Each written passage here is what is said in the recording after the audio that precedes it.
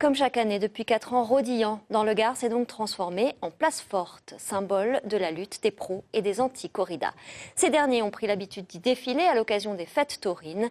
200 manifestants tenus à l'écart par 250 à 300 gendarmes à coups de gaz lacrymogène. Et sur place, Patrick Goupillon et Denis Pardano. Dans un premier temps, les anti-corridas n'ont pas eu accès au village de Rodilhan, les forces de l'ordre ayant établi un large périmètre de sécurité. Le but des manifestants, comme il y a 3 ans au cœur des arènes, faire interdire la corrida en France. Après quelques négociations, ils ont pu s'en approcher.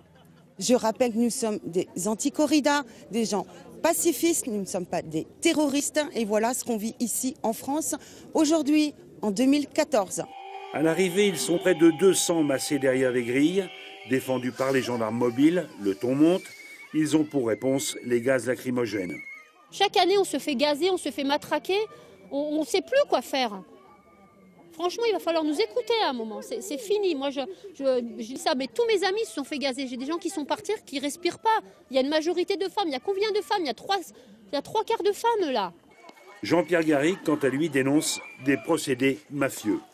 Certain monsieur Valls qui a dit dans les colonnes de Midi Libre en octobre 2012 « Je mettrai tout en œuvre pour empêcher les actions des anti-corridas ». Mais où sommes-nous? Où est la démocratie quand un ministre de l'Intérieur devenu Premier ministre se permet de dire ça et met tout en œuvre effectivement pour empêcher nos actions pacifiques? Nous demandons même pas l'abolition, un débat démocratique dans l'hémicycle.